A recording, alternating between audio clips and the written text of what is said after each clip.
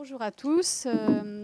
Donc je m'appelle Laure Saget et j'ai la chance de diriger depuis 15 jours seulement la maison qui s'appelle Audiolib. Avant ça, pendant 5 ans, je dirigeais la collection qui s'appelle Écouter Lire, qui était la collection de la maison Gallimard. Donc par rapport à cette thématique qui est la différence entre les livres audio et le podcast, au début, je pensais faire quelque chose de très classique en disant, voilà, sur chaque thématique, le prix, les modalités, la production, les différences entre les deux. Et en fait, en y réfléchissant, compte tenu de la culture que je pense que vous avez déjà tous sur le livre audio et le podcast, je vais partir en plongeant directement sur, quand on est un éditeur de livre audio, comment on fait un livre audio, tout simplement, vraiment un pas à pas. Et en fait, vous verrez que vous-même, intérieurement, vous allez identifier les différences entre la manière dont on produit et exploite un livre audio et la manière dont on produit et exploite un podcast. Première question dans la salle, qui ici a déjà écouté un livre audio sur un CD ou sur une plateforme numérique? Ah, bah, c'est très très bien ça. C'est réjouissant. Et un podcast? Ouais, d'accord. Donc on a une bonne culture de base. C'est important parce qu'effectivement, parfois, il faut revenir aux fondamentaux plus en amont. Donc simplement pour vous parler du paysage du livre audio aujourd'hui, et à chaque fois, vous allez vous intérieurement faire la différence, mais on y reviendra après. Aujourd'hui, donc dans le livre audio, vous avez 3 éditeurs principaux qui sont évidemment des éditeurs issus du livre. Et c'est le préalable que je voudrais introduire par rapport aux présentations qui étaient faites aujourd'hui. Le livre audio est dans la chaîne du livre. Justement, vous évoquiez tout à l'heure la chaîne du livre. Le livre audio est totalement intégré dans la chaîne du livre, alors que le podcast ne l'est pas, puisque le podcast est intégré dans la chaîne de la radio et de l'audiovisuel. Donc ça nous fait une première différence fondamentale. Donc pour vous donner un petit aperçu, donc vous avez Audiolib qui est le numéro 1 aujourd'hui du livre audio, qui produit, qui est une filiale de la maison Hachette et de la maison Albin Michel. Donc en fait c'est une petite maison dans une très grosse maison, mais j'insisterai pendant toute la présentation sur le caractère très artisanal du livre audio et de la production de livre audio. On n'est pas du tout dans des visions industrielles, on est encore dans quelque chose d'extrêmement artisanal. Donc vous avez Audiolib qui produit à peu près 200 titres par an. Là où le livre de poche, c'est juste pour vous donner des comparaisons de taille, hein, le livre de poche et J'ai lu produisent à peu près 500 titres par an. Voilà. Donc ça vous donne un peu un ordre de grandeur. Donc Audiolib qui fait 200 titres. Ensuite, vous avez Lizzy, hein, qui est un autre éditeur de livres audio qui est donc intégré dans une maison d'édition qui est la maison Editis.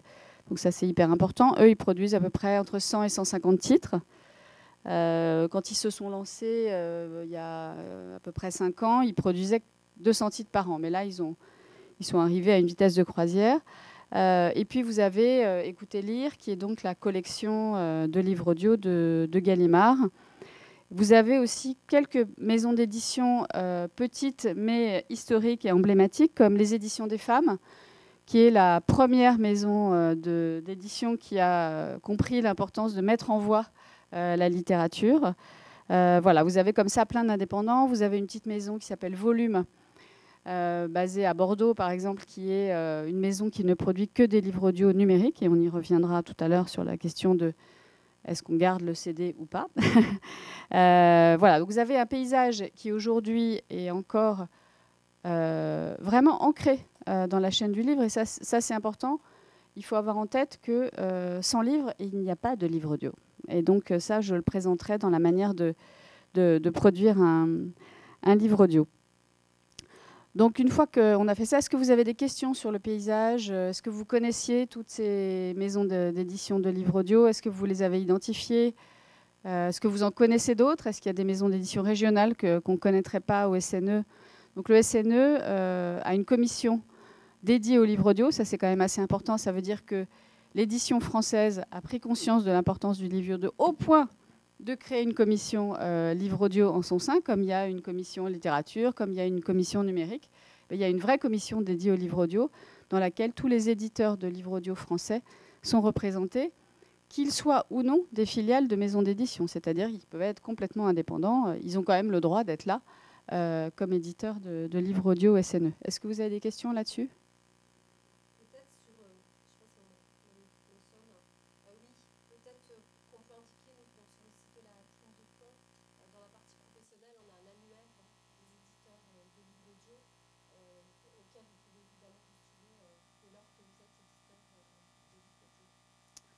Merci Cécile. J'en profite pour remercier la Plume de Pan. Pardon de ne l'avoir pas dit en introduction. La Plume de Pan, qui est membre d'ailleurs, qui est présente dans la commission livre audio du SNE depuis le début et qui a soutenu depuis toujours le livre audio. Et les éditeurs de livres audio le lui rendent bien avec une collaboration heureuse et fructueuse. Donc, si vous êtes éditeur de livres audio et que vous voulez produire un livre audio, qu'est-ce que vous allez commencer par faire ? Vous allez commencer par prendre les droits audio du livre. Ça, c'est très important. Donc, il faut savoir que le livre audio n'est fait qu'à partir de textes, sauf quelques exceptions, textes qui ont déjà été publiés, ou qui sont publiés, ou qui sont en cours de publication. Il y a vraiment un lien extrêmement fort entre la publication papier et la publication en audio. Le timing peut être différent, c'est-à-dire que vous pouvez publier votre livre audio de manière simultanée avec le grand format papier, comme on le fait très souvent pour les rentrées littéraires, où on arrive à avoir les textes suffisamment en amont pour produire nos livres audio et pouvoir sortir en même temps le livre audio que le grand format. Aujourd'hui, dans la rentrée littéraire, vous avez, je pense, une vingtaine des titres qui sont aujourd'hui dans la rentrée littéraire, qui sont sortis le 18 août, le 20 août, le 21 août, exactement en même temps que les grands formats événementiels qui sortent sur la rentrée littéraire. C'est quelque chose d'hyper important et c'est quelque chose qu'on va essayer de renforcer de manière à ce que les audiolecteurs, on aime les appeler comme ça, puissent se dire ce texte-là, au lieu de l'acheter en grand format en papier, j'ai envie de l'écouter en audio. Et donc, je vais pouvoir l'écouter en audio au même moment que sa sortie en papier. Et donc, je vais pouvoir le lire en ayant tout l'accompagnement promotionnel, tout ce qui peut être déployé comme débat autour d'un livre. C'est possible de l'écouter en audio. Donc je remonte en arrière, puisque en fait, sortir un livre audio en même temps que le livre papier, c'est toujours une course contre la montre, puisqu'il va falloir en amont aller voir la maison d'édition qui va publier l'auteur pour lui demander les droits audio sur le livre qu'il va publier. Il faut savoir que les droits audio sont inclus dans le contrat qui va être signé entre un auteur et un éditeur. Quand l'éditeur va publier le livre, il va se faire céder une série de droits. Et dans ces droits-là, il y a ce qu'on appelle le droit de reproduction sonore. Et d'ailleurs, c'est un terme qui est un peu réducteur, puisque le livre audio n'est pas qu'une reproduction sonore, comme vous avez pu le constater quand vous en avez écouté. Le livre audio est une transposition, une médiation du texte à travers le truchement du travail artistique du comédien. Donc, on va aller voir la maison d'édition d'origine qui détient les droits audio. C'est le cas dans, on va dire, 90% des cas. Il peut y avoir des cas où des auteurs ne cèdent pas les droits audio à leur éditeur. Et souvent, dans ces cas-là, c'est que l'auteur est représenté par un agent. L'agent qui lui a dit écoute, moi, je considère que là, tes droits audio, tu vas les garder. Et c'est toi qui les céderas directement, et moi, je vais t'aider à les céder. Donc, 90% des cas, c'est la maison d'édition d'origine qui détient les droits audio. Et dans quelques cas, ça va être l'auteur lui-même qui les a conservés et qui va pouvoir nous les céder directement, souvent à travers, évidemment, une discussion et une négociation avec son agent. On va prendre le cas le plus classique, où c'est la maison d'édition d'origine qui détient les droits. Donc, on va négocier ce qu'on appelle un contrat de licence ou un contrat de cession. C'est-à-dire que la maison d'édition va nous céder à nous, maison d'édition audio, les droits audio, pour nous donner le droit d'enregistrer, de fixer. L'enregistrement, c'est le fait d'enregistrer l'interprétation, ensuite de la fixer sur un support qui s'appelle un phonogramme. Il faut savoir que les maisons d'édition de livres audio ont le statut de producteur de phonogrammes, comme les producteurs de musique. Ça, c'est un point très important. Et c'est une des grandes différences avec le podcast. Les producteurs de podcasts ne sont pas des producteurs de phonogrammes. Les producteurs de podcasts, ce sont des producteurs de contenus audiovisuels qui n'ont que la partie audio, mais c'est des contenus audiovisuels. Et d'un point de vue juridique, ce n'est pas du tout le même statut. Le producteur de phonogrammes, il est protégé par la loi de 85. C'est hyper important parce que de cela découle toute une série de droits dont on parlera après. Mais c'est assez important de savoir qu'on est comme des maisons de disques, en fait, en termes de statut juridique. Ça, c'est très important. Donc, on va aller acheter les droits auprès de la maison d'édition qui les détient. Ces contrats de licence, c'est des contrats par lesquels nous, on va donc acheter un droit exclusif, puisqu'on sera les seuls à avoir le droit de faire le livre audio. Et en contrepartie de ça, on va payer à la maison d'édition d'origine ce qu'on appelle des redevances ou des royalties, c'est-à-dire un pourcentage sur les recettes d'exploitation de notre propre livre audio. Ça, c'est important à avoir en tête parce qu'en fait, ça va rentrer dans la chaîne de reversement jusqu'à l'auteur. Il faut savoir que quand même, notre préoccupation principale, nous, éditeurs de livres audio, c'est d'être certain que l'auteur va être rémunéré correctement pour l'exploitation de son livre en audio, comme il est rémunéré correctement pour l'exploitation de son livre papier. Donc nous, on va reverser, c'est une chaîne, une chaîne toute bête, on va reverser un pourcentage de nos recettes d'exploitation à l'éditeur d'origine, qui lui-même va reverser une partie de ce qu'il va toucher de la maison d'édition de livres audio à l'auteur. Donc ça, c'est hyper important parce que nous, on s'inscrit de manière très stricte et très intégrée dans la chaîne de valeur du livre. Contrairement au podcast, qui est une création souvent inédite et qui, du coup, n'a pas ce système de reversement. C'est l'auteur original du podcast qui va être rémunéré d'une manière qui, moi, me semble assez floue, par le producteur de podcast, selon des modalités qui sont ou la rémunération collective via la SACD, puisque vous avez vu que la SACD travaille beaucoup sur le podcast, ou de manière individuelle dans une relation où le producteur de podcast va commander à un auteur un texte qui va être lu ou pas par l'auteur d'ailleurs de son podcast. Donc ça, c'est très important parce qu'il n'y a pas cette même chaîne de valeur que vous avez dans le livre, et il faut bien le rappeler, on ne s'appelle pas livre audio pour rien, il y a vraiment livre dedans et c'est très important. Donc, nous allons acquérir ces droits auprès de l'éditeur. C'est une très longue négociation en général, puisque donc il y a des redevances, et souvent quand il y a des redevances, il y a des avances sur les redevances. C'est-à-dire qu'on va devoir payer à la maison d'édition une avance sur l'argent qu'on va lui reverser.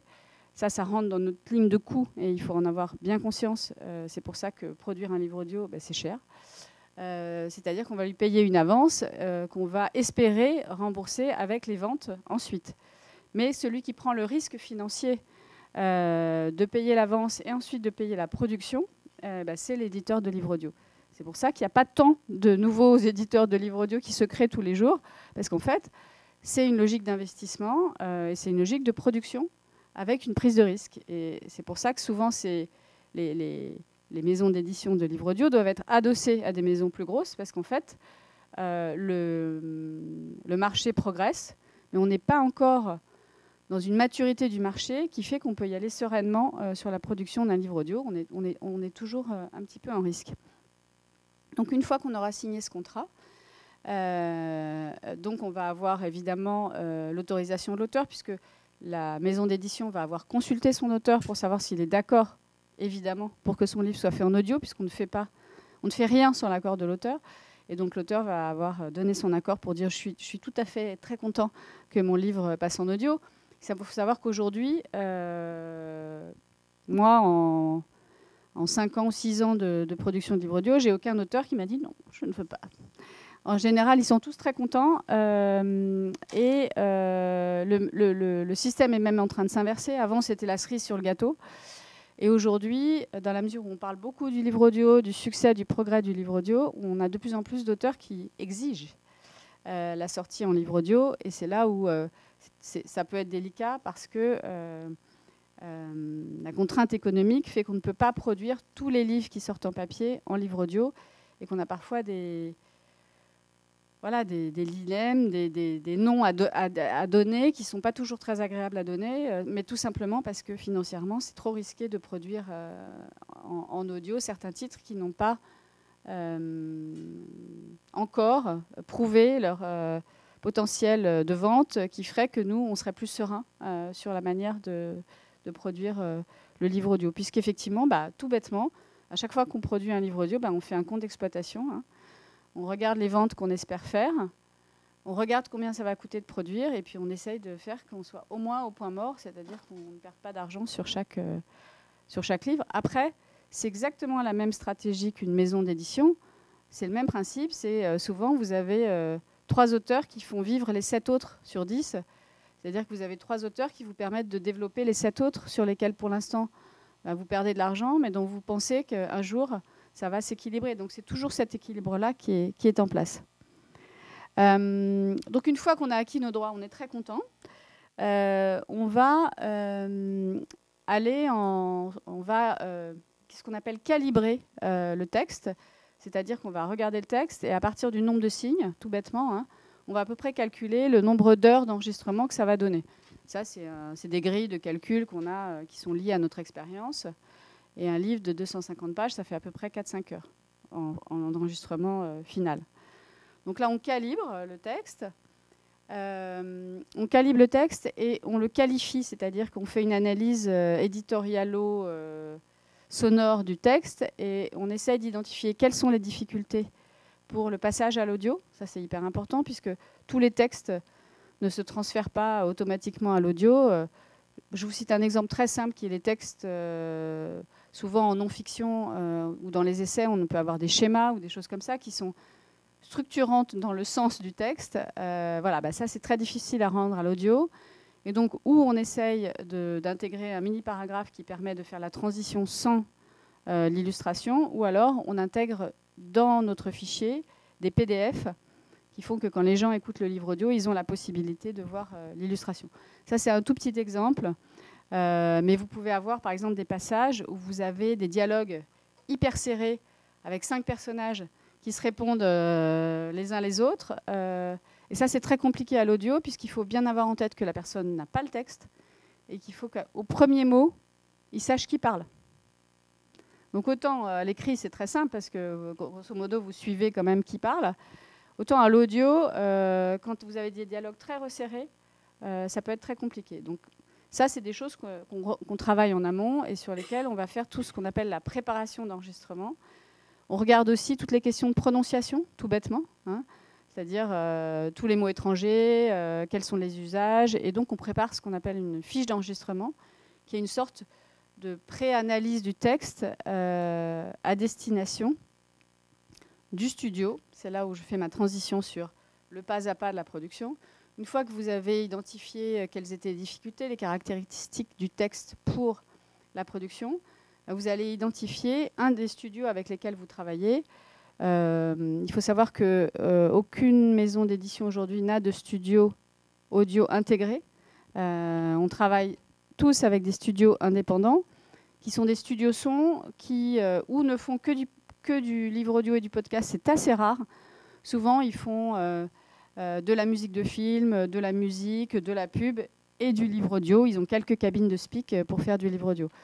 Donc nous, par exemple, pour 200 titres par an, on travaille à peu près avec 6 studios. De manière à ce que notre production, on produit 20 titres par mois à peu près, hein, et sortir 20 titres par mois en parallèle, vous ne pouvez pas faire ça dans un seul studio. Donc, et chez Gallimard, où on produisait une centaine de titres par an, on travaillait avec 3-4 studios.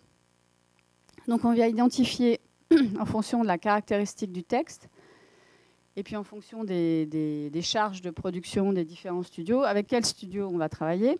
Et là, on va avoir un échange éditorial avec le studio pour réfléchir avec lui sur qui va lire le livre. Ça, c'est très important puisque c'est vraiment le médiateur du texte. C'est absolument fondamental, c'est structurant, enfin, c'est la base. Et donc, la manière dont on travaille en général, et je pense que toutes les maisons d'édition de livres audio travaillent, c'est que eux, ils ont une liste de comédiens avec qui ils travaillent de manière récurrente et régulière. Ça peut être des comédiens de théâtre, ça peut être des comédiens qui font du doublage, très souvent. Ça peut être aussi des comédiens de cinéma. Et là-dessus, il y a un dialogue, c'est-à-dire que nous, on a en tête des comédiens qu'on connaît, eux ont en tête des comédiens. Chez Gallimard, moi, par exemple, je travaillais beaucoup avec la Comédie Française. C'est des Stradivarius, hein, ils vous mettent en voix absolument n'importe quel texte, ils sont absolument merveilleux. Et surtout, ils sont libres la journée. Donc ça, c'est très pratique. Voilà, ils ont quelques répétitions, mais souvent, quand même, on peut arriver à leur caler des séances le matin. Mais même chose, par exemple, en région, il pourrait y avoir des collaborations avec les scènes nationales qui sont dans chaque région. Je sais qu'à Lyon, par exemple, le producteur de livres audio qui s'appelle Blind, qui est un studio, il travaille beaucoup avec le théâtre de Lyon. Donc il y a plein de choses à déployer. C'est vrai que les comédiens de théâtre ont cette espèce de technique imparable qui fait qu'ils peuvent à peu près s'emparer de n'importe quel texte. Je précise au passage que la notoriété du comédien est assez peu déterminante dans le succès et les ventes d'un livre audio. C'est ce que j'ai constaté. Quand je suis arrivée, j'étais un peu naïve. Je pensais que si un texte était lu par une grande star, tout le monde allait vouloir l'écouter. Et en fait, non. Mais c'est assez rassurant. C'est la notoriété du livre qui est déterminante.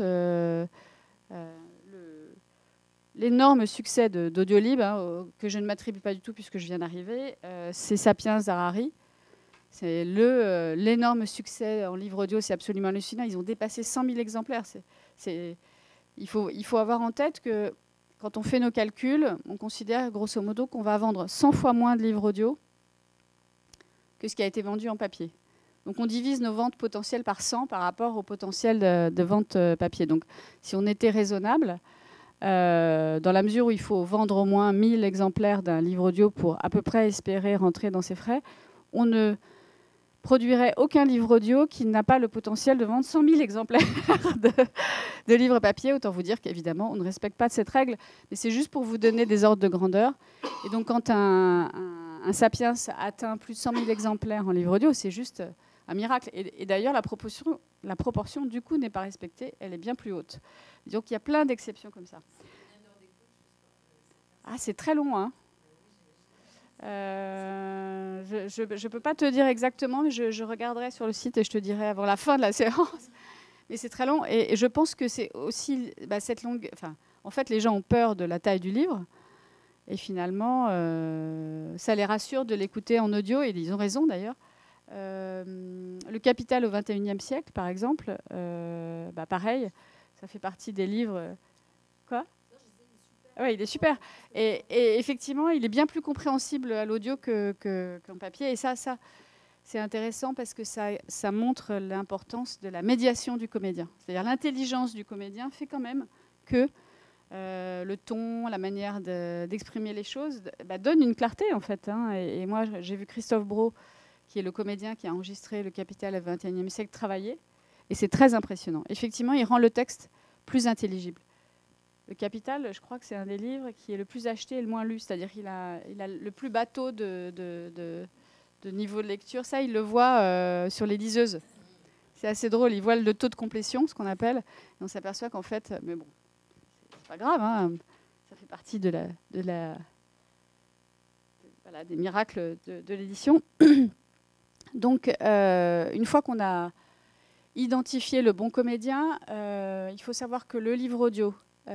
sa particularité, sa proposition artistique, c'est le fait de lire le plus beau texte avec la plus belle voix. Comme on est très attaché au texte, en général, on n'a qu'un comédien.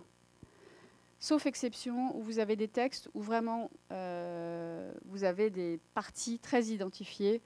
Je pense à au dernier livre de Grimaldi qu'on a fait, nous, chez Écouter Lire, chez Gallimard, où c'était deux voix. C'était les deux sœurs qui, chapitre après chapitre, parlaient.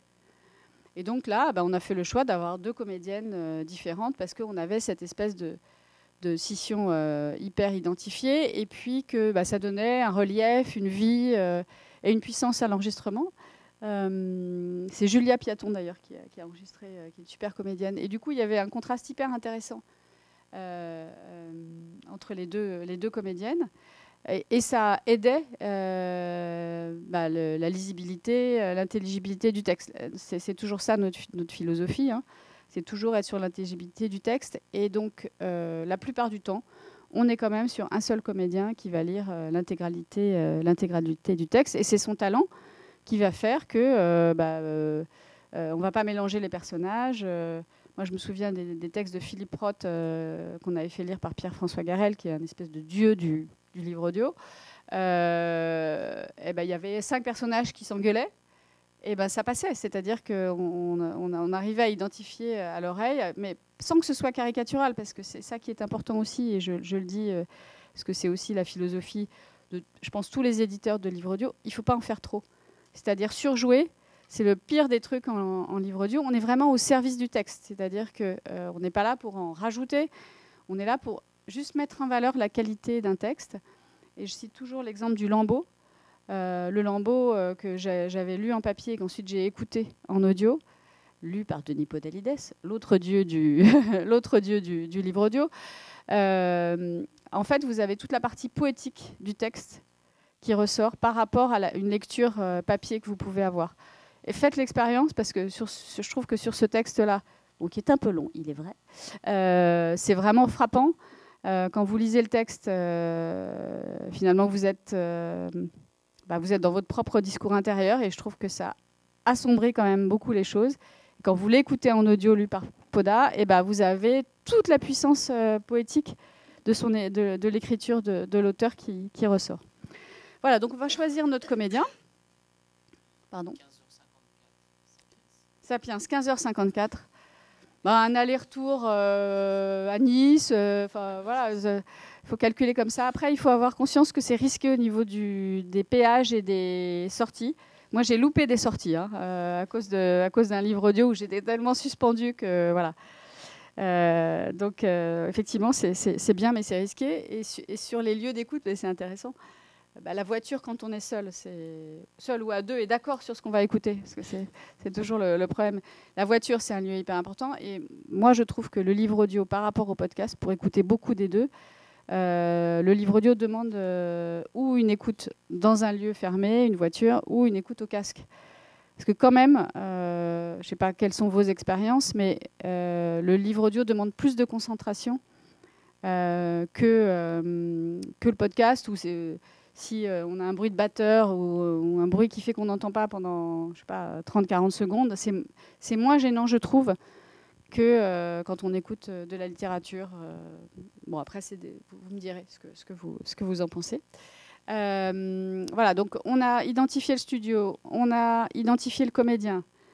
Là, il faut rentrer en studio. Et c'est là où les questions de timing sont absolument structurantes sur la sortie en simultané. C'est-à-dire qu'il faut qu'on case nos séances d'enregistrement dans un délai suffisamment serré pour qu'on puisse avoir fini l'enregistrement à temps, que le montage puisse être fait pour remettre les masters, on appelle ça des masters, donc les fichiers d'enregistrement. Là, les masters, c'est un héritage du disque, toujours. Les masters, c'est l'enregistrement original monté qu'on va envoyer ou pour presser le CD ou pour être exploité sur une plateforme numérique. On y viendra tout à l'heure. Il faut savoir que pour 1 heure finie, il faut 2 heures en studio. C'est-à-dire qu'on prend en compte le fait que le comédien va se reprendre, qu'on va demander une reprise à un endroit sur telle interprétation. Grosso modo, c'est ça. Il y a quelques exceptions avec des comédiens hyper doués où 1 heure d'enregistrement, c'est 1 heure finie, mais c'est extrêmement rare. Et on prévoit toujours, évidemment, 2 heures pour 1 heure. Je ne sais pas s'il y a des producteurs audio dans la salle, mais le principe, c'est qu'on drop. Là, je vous donne vraiment des petits détails techniques, mais c'est super intéressant parce que vous comprenez à quel point c'est l'artisanat, quoi. En fait, ce qu'on fait, c'est que on démarre l'enregistrement. S'il y a quelque chose qui cloche, On n'a pas le comédien qui se reprend avec un ingé son qui ensuite va avoir 8 versions enregistrées et va choisir la version. Quelques studios produisent comme ça, mais la plupart du temps, ce qu'on fait pour avoir une cohérence artistique, c'est qu'en fait, on va on va faire réécouter au comédien la dernière phrase qu'on a validée pour qu'il s'entende et qu'il puisse se mettre accord au niveau parole avec ce qu'il vient d'entendre. Il va reprendre sur lui-même et réenchaîner. Ça s'appelle dropper. Donc c'est ça qui fait qu'il y a des manips. En fait, on monte en enregistrant. Et grosso modo, le montage est fait à 80% au moment de l'enregistrement. Vous avez quelques studios qui travaillent différemment, c'est-à-dire que le comédien va faire une première version, va dire « Ah là là, j'en ai marre, j'accroche sur ce mot ». Il va reprendre. Tout va être enregistré et c'est à la fin l'ingé son qui va faire son montage. C'est assez différent comme manière de travailler et moi je pense que ça isole le comédien puisqu'en fait lui il est tout seul dans sa cabine à faire ses X versions et il ne sait pas quelle version va être choisie à la fin. Donc moi je préfère la co-construction avec du coup on se met d'accord au fur et à mesure sur la teinte artistique qu'on veut donner à notre enregistrement. C'est pour ça que ça prend du temps. On va en général, alors après il y a 2 modalités de travail avec les studios.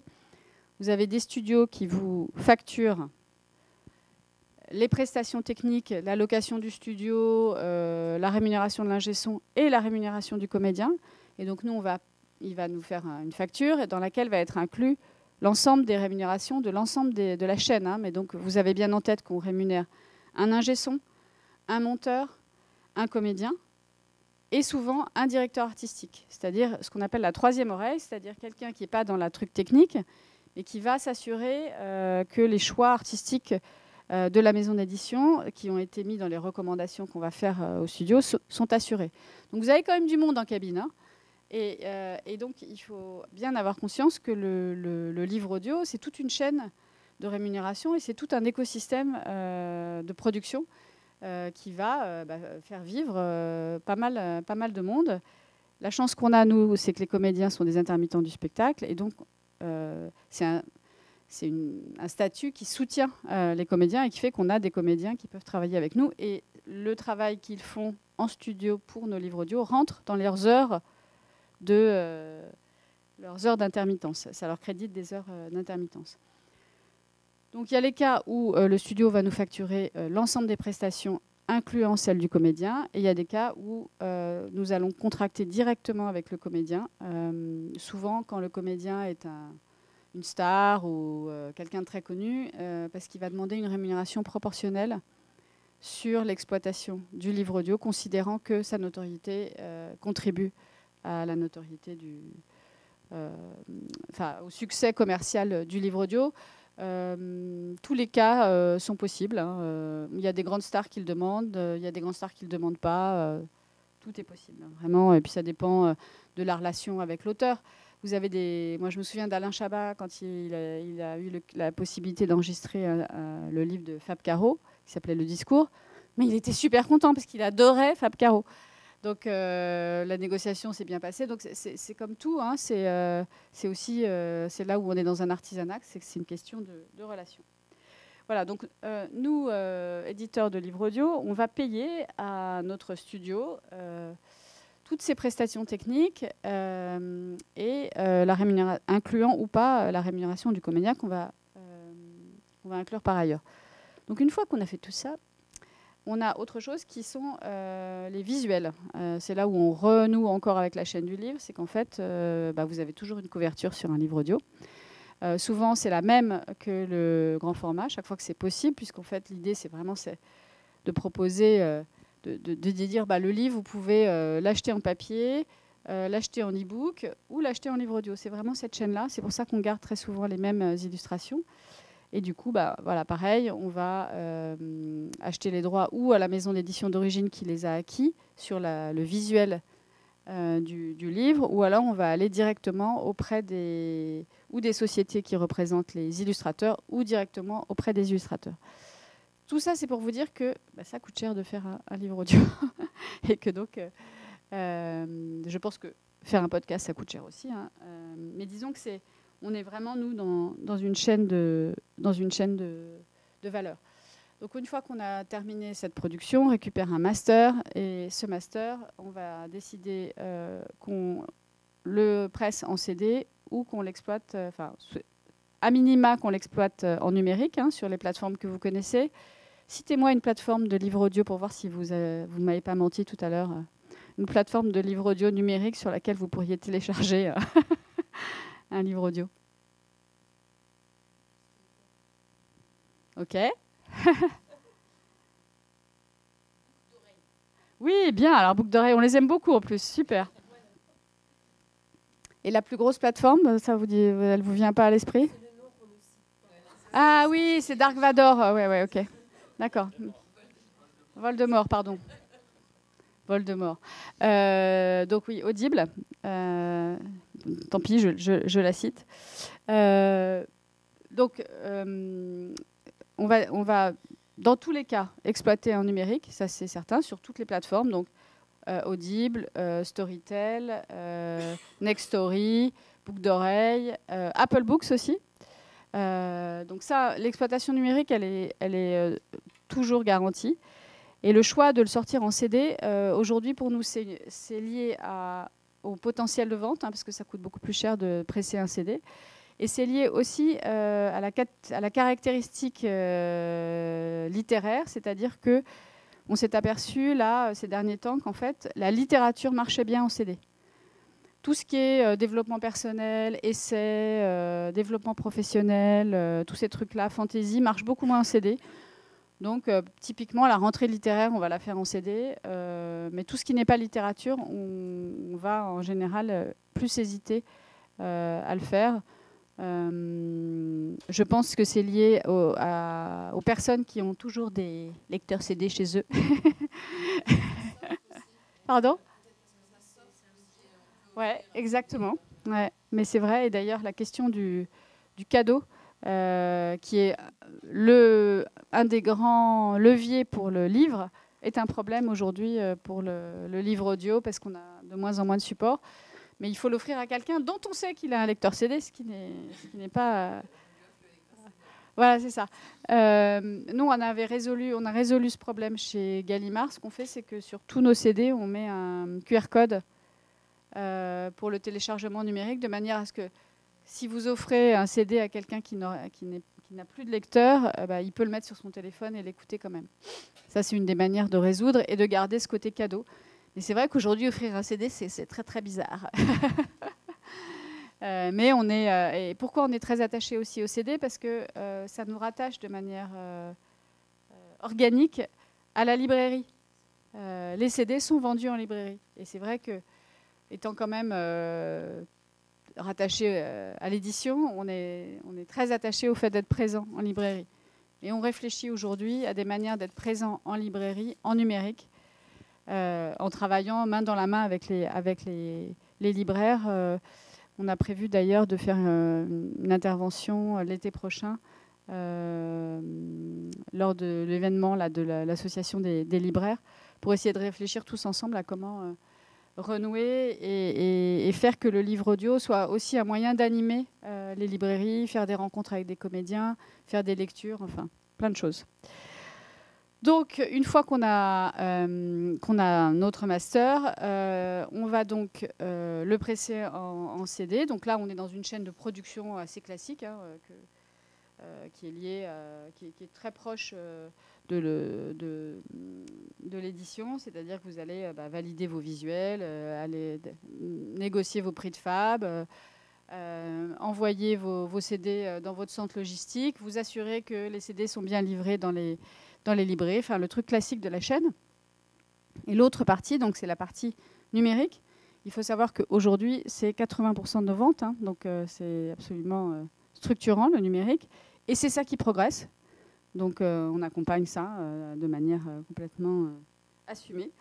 Mais on accompagne tous les distributeurs numériques, c'est-à-dire qu'on accompagne autant Voldemort que les nouveaux partenaires qui travaillent sur des offres créditants. Est-ce qu'aujourd'hui, vous connaissez un peu les types d'offres sur le numérique pour le livre audio? Je vous le fais très rapidement. Audible, c'est un abonnement d'1 an minimum et vous téléchargez un titre par mois et ça vous coûte 9,90 à peu près. Donc là, il faut choisir. C'est-à-dire, vous devez dire, ce mois-ci, je vais écouter tel titre, mais vous ne pouvez pas écouter 20 minutes d'un truc. Donc, cet abonnement titre par titre, il est assez vertueux du point de vue de la chaîne de rémunération parce qu'on a, un prix de référence qui est assez fiable. Et donc, on peut dire à l'auteur, ben voilà, c'est ça la référence. Et du coup, la chaîne de rémunération, elle est assez fiable. Mais le problème, c'est que ça renforce la best-sellerisation, pardon pour ce mot horrible. C'est-à-dire qu'en fait, quand les gens se disent bah, « j'ai qu'un titre par mois », il faut déjà ils regardent le prix de vente du livre en unitaire. C'est-à-dire que si le livre est à 20 € ou à 35 €, bah, ils auront vraiment l'impression de mieux gagner avec leur abonnement à 9,99 €. Donc, ils regardent le prix unitaire, je pense. Peut-être pas tous. Hein. Ils regardent la durée aussi, en se disant bah, « voilà, j'en ai un par mois, donc il faut que ça me fasse une certaine durée ». Et puis, ils vont jouer la sécurité. C'est-à-dire qu'au lieu de prendre le risque d'écouter un auteur qu'ils ne vont pas connaître, bah, ils vont aller sur quelque chose d'hyper fiable. Nous, on l'a vu beaucoup pendant la période du confinement.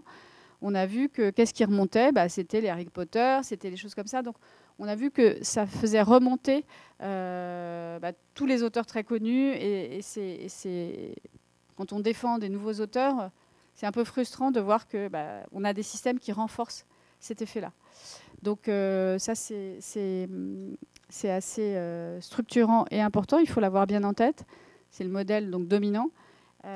Et l'autre modèle, c'est les nouveaux modèles qu'on appelle créditants.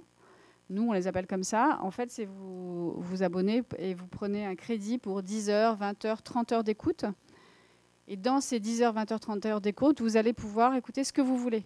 Donc, vous allez pouvoir écouter un quart d'heure d'un titre, puis vous dire « Ah là là, c'est vraiment trop chiant, je passe à autre chose. » Voilà, 10 minutes d'un autre. Et du coup, là, pour le coup, ça va encourager la découverte. Tout en garantissant des rémunérations fiables et solides pour les maisons d'édition de livres audio et donc pour les auteurs. C'est toujours ce qu'on a en tête, nous, parce que la loi française explique que l'auteur doit être rémunéré sur une assiette la plus proche possible de ce qui est payé par le public. Donc nous, on a toujours à cœur d'avoir des modèles qui nous permettent de dire à l'auteur eh ben, votre titre fait 3 heures. La rémunération de base pour 3 heures écoutées avec ce diffuseur qui s'appelle Storytel, c'est temps. Et ben vous allez toucher tel pourcentage de temps. C'est hyper important parce que c'est ce qu'on défend en France et que les Storytel et les Nextory ont compris, alors qu'ils sont en illimité, comme les modèles musicaux partout dans le monde. En France, ils ont accepté d'essayer ce système. Donc c'est super important parce qu'on est main dans la main ensemble pour essayer de défendre déjà la valeur unitaire du livre audio. Ça, c'est hyper important parce qu'on a la chance en France d'avoir des gens qui ont l'habitude de payer les livres, ce qui est quand même super. Et donc l'idée, c'est de garder cette chaîne de valeur et d'être sûr que les gens vont être capables de dire le livre ou le livre audio, ça a de la valeur et donc je paye pour ça. C'est la grande différence avec le podcast. Lutter contre la gratuité, c'est une horreur. Comment vous pouvez faire? C'est-à-dire que nous, livres audio, les gens doivent payer pour acheter nos livres et on a en face des podcasts qui sont gratuits et de très bonne qualité. Donc ça, c'est un problème en tout cas. Moi, je considère aujourd'hui que ce n'est pas une bagarre l'un contre l'autre et je considère que le podcast est une manière pour les audiolecteurs d'avoir une première expérience sur l'audio qui va faire que c'est comme une sorte de préparation, en tout cas, d'initiation à l'audio, qui fait qu'après, ils aimeront tellement l'audio, parce que je pense qu'une fois qu'on a goûté, c'est fini, on est obligé de continuer. Ils aimeront tellement cette expérience audio qu'ils vont aller vers des livres audio et donc ils vont accepter de payer. Donc pour moi, c'est main dans la main avec le podcast. Mais c'est vrai que si on l'analyse en termes de marché, quand vous faites une proposition artistique et que vous avez une proposition qui a l'air d'être la même, de l'extérieur, gratuite, c'est assez difficile de lutter. La seule attractivité et le seul avantage concurrentiel, si on peut le définir comme ça, c'est qu'on a des droits exclusifs sur certains textes. Et donc, si quelqu'un veut écouter un certain auteur en audio, il est obligé, quand même, grâce au fait que les éditeurs ont des droits exclusifs, d'acheter le livre audio qui va être produit. Donc ça c'est important parce que il faut bien expliquer que c'est notre capacité à défendre des auteurs, à les travailler, à les représenter dans le spectre le plus large de leur œuvre, qui va nous permettre ensuite de les défendre à l'audio. Et l'audio, je pense, vient participer au fait de mettre un auteur en valeur, comme les adaptations audiovisuelles, comme les adaptations théâtrales. Pour moi, c'est vraiment créer cet autosystème favorable pour l'auteur. Voilà, donc une fois que tout ça a été fait, on est très content et notre titre sort en numérique, souvent en simultané avec le grand format. En CD, on a souvent un décalage d'à peu près 5 semaines, qui est le temps de la fabrication et de l'acheminement logistique des CD.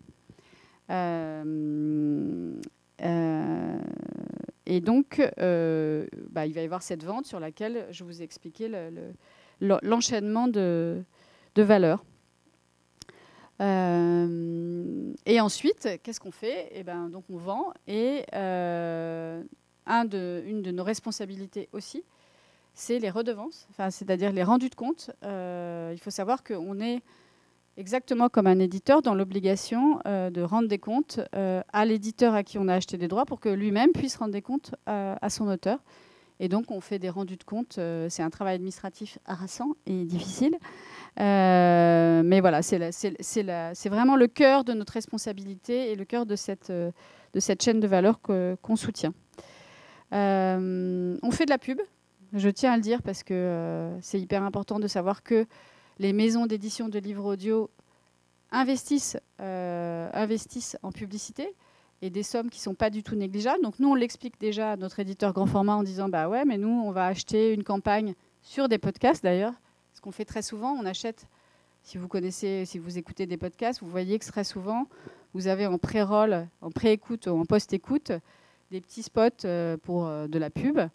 Et vous avez aussi encore un truc un peu plus vicelard, que je trouve un peu vicelard, qui est le lecteur du podcast qui va dire qu'avec sa propre voix, qui va être ensuite la voix du podcast, ce qu'on appelle du sponsoring, que ce podcast est sponsorisé et soutenu par telle marque ou telle marque. Donc on fait les deux choses, ça coûte très cher, mais on considère que quand on est en fait dans l'écosystème audio, ça a beaucoup plus de sens pour nous de faire de la pub pour nos livres audio en pré-roll ou post-roll d'un podcast que de faire de l'affichage. L'affichage, c'est utile pour la notoriété de la marque ou des choses comme ça, mais en tout cas, pour l'incitation à la vente, voilà, la pub avant ou après des podcasts, c'est très utile et c'est là où on s'appuie sur la notoriété du podcast. Voilà, je pense que j'ai à peu près fait le tour des différences à travers tout ce que je vous ai cité. L'autre différence, c'est les normes techniques. Pardon, c'est un peu technique, mais pour le coup, nous, on est sur des normes Onyx et je crois que le podcast est sur des normes techniques différentes.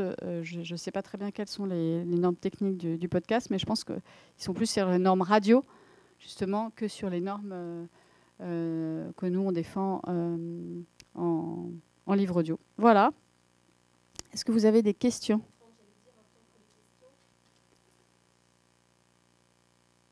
C'était un peu rapide, mais...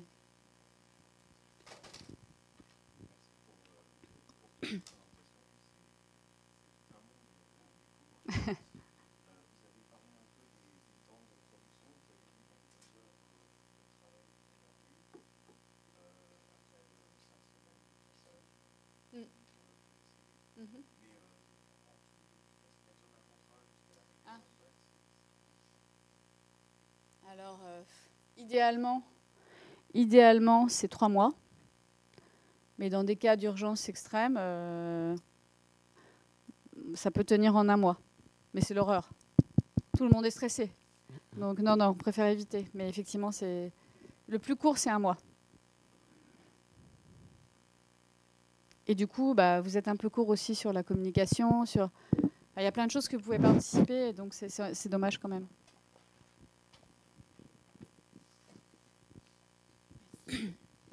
J'ai plein de questions, mais je ne vais en poser que 3. Alors, est-ce que dans le circuit là, du livre audio que vous nous avez bien décrit, est-ce qu'il y a aussi entre l'éditeur de livre audio et les plateformes un diffuseur-distributeur qui fait le lien Merci, je l'avais oublié. Notre cher diffuseur-distributeur, ouais. Exactement comme dans le livre. Et il y en a plusieurs aussi ou c'est il y en a plusieurs. Il y en a même des indépendants, puisque donc, nous, on est diffusé et distribué par l'équipe de diffusion numérique d'Hachette. Et quand j'étais chez Gallimard, on était diffusé et distribué par l'équipe de diffusion numérique de Gallimard, de Madrigal. Et je pense que c'est pareil chez Lizzie, ils doivent être diffusés par l'équipe de diffusion numérique, je précise. Et alors pour les CD, on était diffusé par l'équipe commerciale du Poche. D'accord. C'est-à-dire que chez Gallimard, c'était l'équipe Folio qui défendait nos titres en librairie. Et là, aujourd'hui, c'est l'équipe qui défend le livre de poche. Donc, il y a des vraies équipes commerciales. Et pour les petits éditeurs, il existe aussi des diffuseurs-distributeurs indépendants qui font le lien vers les différentes plateformes. Oui, les grandes maisons prennent en diffusion physique pour le CD des petites maisons, ça je sais. Je sais par exemple que... je pense que les éditions des femmes doivent être diffusées par Gallimard, je crois. Je pense. Et il y a un diffuseur indépendant qui s'appelle Bookwire numérique qui est arrivé et qui effectivement prend en diffusion numérique des maisons indépendantes. Ok, merci. Et qui les accompagne bien d'ailleurs sur le développement.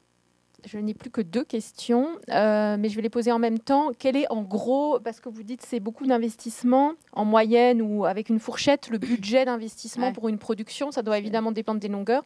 Et l'autre question qui rejoint un peu ce budget de production, quel pourcentage en moyenne est reversé par l'éditeur numérique à l'éditeur d'origine? Et à l'éditeur audio, l'éditeur audio, à l'éditeur papier. Okay. Voilà. Alors, je ne vais pas pouvoir répondre à toutes ces questions parce qu'il y a des. Donc, alors sur le budget, moi je dirais entre 10 000 et 40 000 euros. Voilà, ça dépend de la longueur, ça dépend du combien on a de comédiens, est-ce qu'il y a beaucoup de sound design. Plein de choses. En fait, ça peut aller de 10 000 à 1 million d'euros. Enfin, vous voyez ce que je veux dire, tout est possible. Ouais, c'est ça le problème. Alors 10 000, c'est à peu près pour 250 pages, c'est ça? C'est ça.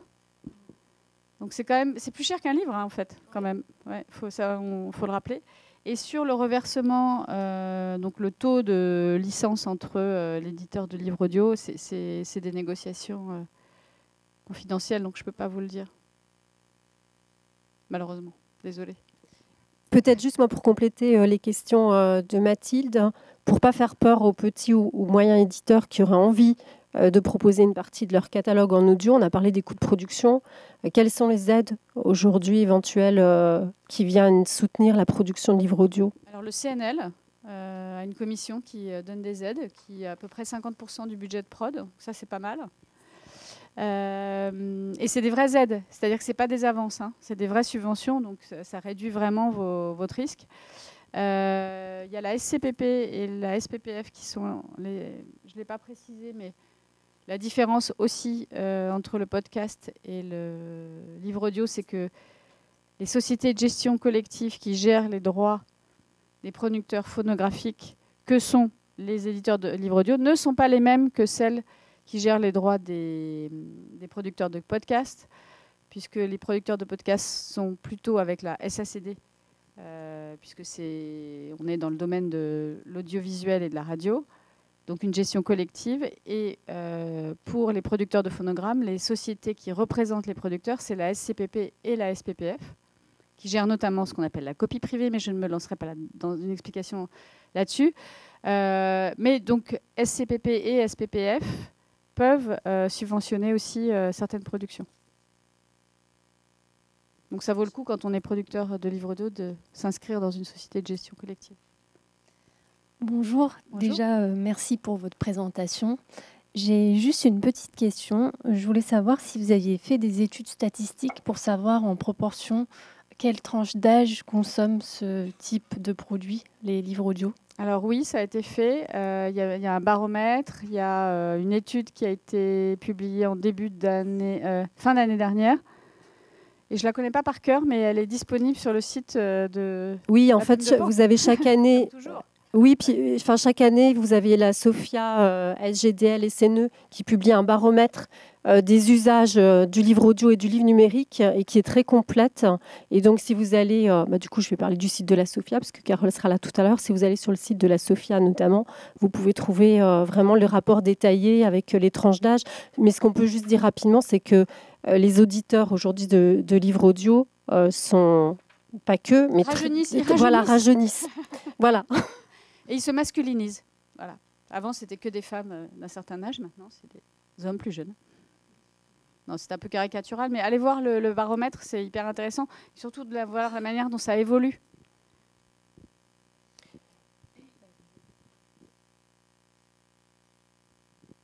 Oui, je voulais d'abord rappeler, grâce à ce que me disait Sophie Abellan de la région, que nous soutenons également le livre audio dans le cadre de nos aides au livre. Donc, ce sont des aides qui sont couplées entre la région et la DRAC, hein, que vous pouvez voir sur nos sites respectifs. Qu'est-ce que je voulais... Oui, non, par contre, je voulais vous poser une question également. C'était sur sur quelle base, dans le livre, c'est le nombre d'exemplaires, c'est le nombre de ventes. Sur quelle base les rémunérations sont calculées? C'est pareil. Et quand c'est complètement numérique... C'est le chiffre d'affaires. C'est-à-dire le chiffre d'affaires net qu'on encaisse à l'occasion des ventes d'abonnements, qui est l'assiette de rémunération pour l'éditeur. Et en parallèle de ça, on est capable de donner des nombres de ventes. Donc c'est quand même assez solide comme information, puisqu'on peut dire, voilà, le chiffre d'affaires est de temps. Et comme on n'a qu'un chiffre d'affaires, on est obligé de rémunérer sur le chiffre d'affaires parce qu'on n'a pas de prix public. Ce que je rappelle aussi, que j'aurais dû rappeler en introduction, c'est que le livre audio n'est pas soumis à la loi langue.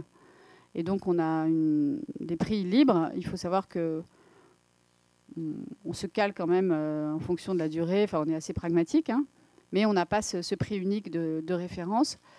Et autant sur une vente de CD, on peut dire vous êtes rémunéré sur le prix de vente du CD.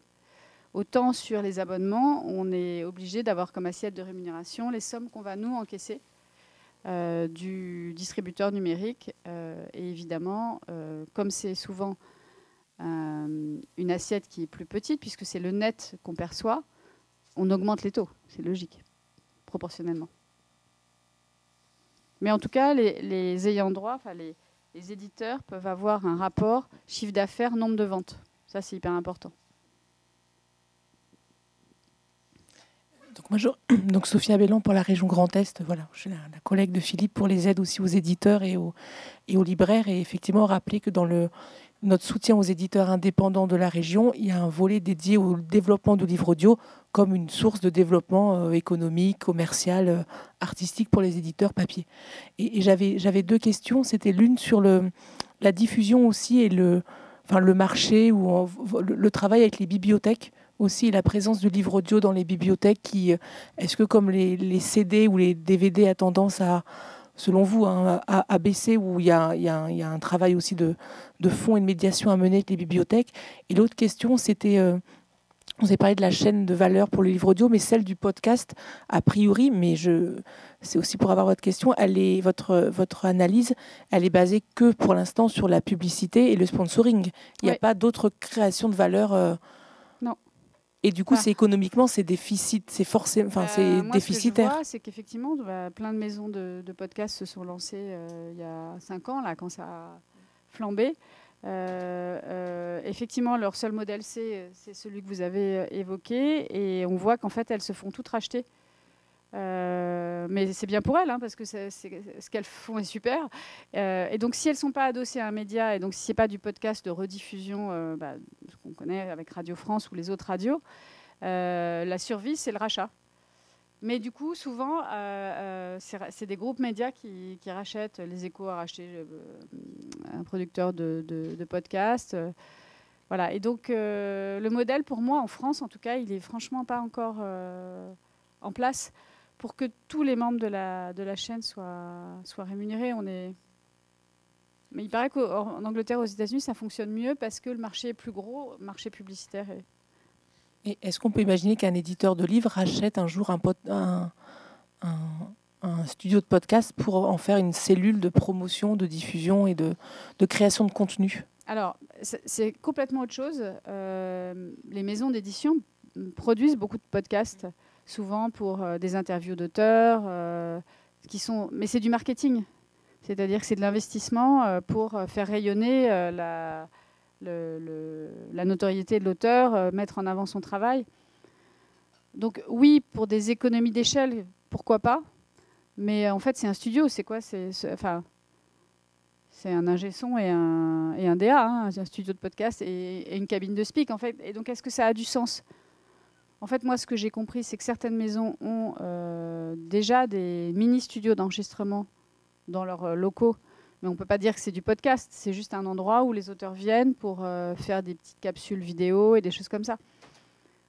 Je ne vois pas l'intérêt qu'aurait une maison d'édition à racheter un studio de podcast. Je ne vois pas. On a vu le cas super intéressant quand même de podcasts qui ont eu vachement de notoriété, qui sont devenus des livres qui ont cartonné en librairie. Donc ça, c'est super intéressant. Parce que là, l'éditeur, il fait son vrai métier, qui est un métier d'éditeur de livres. Et sachant que c'est l'éditeur de podcast qui a monté un truc qui a eu suffisamment de notoriété pour... et souvent, c'est la manière dont le podcast est rentabilisé, parce qu'il a vendu ses droits en livre.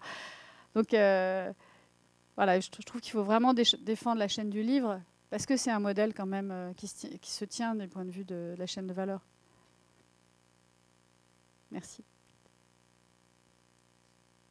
On va encore prendre 2 questions, mais juste peut-être sur toujours cette frontière livre audio et podcast. Je ne sais pas si c'est déjà arrivé, mais je pense qu'à l'avenir, ça peut être le cas. Si un auteur demain de la maison se présente auprès de toi en disant « voilà, j'ai pensé à un écrit », mais pour le faire en audio, finalement, en passant outre le livre papier. Alors, est-ce que ça sera, vu ce que tu as dit au départ, du livre audio ou une autre forme nommée podcast ou autre chose? Parce que je pense que dans l'esprit des gens, podcast, c'est encore une autre réalité. Enfin, comment tu l'aborderais? On l'a déjà fait. C'est Toby Nathan qui est venu nous voir avec un texte, quelque chose qu'il avait fait à l'audio d'abord. Et donc, ce qu'on a fait, c'est qu'on l'a sorti en simultané, en livre audio et en poche essai, chez Folio Essai. Donc là, pour le coup, moi, ce que j'aimais, c'est qu'on était parti d'une version audio qu'il avait écrite. C'était une série de définition de texte et qu'il avait fait à l'audio et qu'on a sorti au papier après. Et c'était parfait. Mais donc, c'était un livre audio au sens juridique qu'on a évoqué. Oui, bonjour. J'avais une question, moi, sur la rémunération des comédiens. En fait, vous parliez des comédiens célèbres qui, eux, négocient des pourcentages. Mais les autres, de toute façon, il y a une libération de droits. Alors, les autres, en fait, c'est un mix entre du salaire, donc sur la prestation technique, et des droits voisins. C'est ça. Qui sont payés de manière forfaitaire. C'est uniquement des forfaits, ouais. Et ça dépend de votre estimation de vente et des choses comme ça, ou du TIF? Non, c'est vraiment un forfait fixe. Ouais, on va pas... Non, il est vrai que le comédien qui n'a pas de rémunération proportionnelle n'est pas associé au succès d'un livre. Si c'était ça la question derrière votre question, hein, c'est ça. On va prendre une dernière question, et puis si vous en avez d'autres entre midi et 2, n'hésitez pas à aller interpeller Laure. Oui, vous avez parlé de l'importance des comédiens, on vient d'en parler encore. Quelle est votre position par rapport à l'intelligence artificielle? Est-ce que c'est pourquoi pas ou hors de question? Alors, on est en dialogue permanent justement avec une association qui s'appelle Les Voix, qui est une association qui représente des comédiens. Et notre position au sein du SNE et pour ma propre maison, c'est aujourd'hui de ne pas utiliser d'IA pour les voix. On est vraiment très attaché à l'importance de la médiation artistique qui est faite par le comédien. Et donc, on n'a aucune intention de faire... nous n'enregistrons... En fait, il faut le dire en positif, nous n'enregistrerons des livres audio qu'avec des voix humaines. comme on dit. C'est horrible ce mot, mais il faut le dire comme ça. Et c'est rigolo parce que c'est venu des anglo-saxons qui, dans certains contrats, quand on achète les droits, ils indiquent human voice. Et donc ça m'a fait beaucoup rire. Mais c'est ça. Donc tout le monde n'aura peut-être pas ces scrupules. Non, peut-être pas. Je ne peux parler que pour, en tout cas, les éditeurs qui sont dans notre groupe au SNE. Et est-ce que c'est une question de scrupule? Je ne sais pas. Pour moi, c'est une question de qualité. C'est-à-dire, en fait, quelle est notre proposition éditoriale? Notre proposition éditoriale, c'est les plus beaux textes lus par les plus belles voix, tout simplement, en toute modestie, n'est-ce pas? Mais voilà, c'est ça. Après, on n'y échappera pas. Vous avez raison. C'est-à-dire que peut-être que sur certaines publications techniques qui aujourd'hui n'ont pas la surface potentielle de vente pour faire lire les choses par des comédiens humains. Je ne sais pas, les publications marketing, les publications juridiques, ça peut avoir un intérêt parce que ça va rendre accessible effectivement via l'audio ces textes. Il faut regarder la manière dont ça se déploie. Quand même, on est protégé en France, quand même, on est protégé par le droit voisin et le droit d'auteur. Et franchement, on a un arsenal juridique. C'est les discussions qu'on a avec l'Association des voix qui est en train de monter à Bruxelles là, pour influencer l'Artificial Intelligence Act qui est en train de se discuter en ce moment, où justement ces comédiens alertent sur tous les risques qu'il y a, essayent d'imposer une information. Parce que c'est ça le plus important en fait. Il faut que quand quelqu'un écoute un enregistrement, qu'il sache si c'est une voix humaine ou si c'est un robot qui l'a enregistré. Voilà, une obligation d'information, le fait de se donner les moyens techniques d'éviter ce qu'on appelle le moissonnage pour le clonage de voix, c'est-à-dire faire que les enregistrements ne permettent pas à une IA de récupérer les voix pour ensuite les réutiliser pour l'intelligence. Voilà, tout un arsenal de... Si vous allez sur le site de l'association Les Voix, vous verrez leur plaidoyer et la manière dont ils sont en train de s'organiser. Et nous, on les soutient, en tout cas pour le SNE. On n'a pas envie.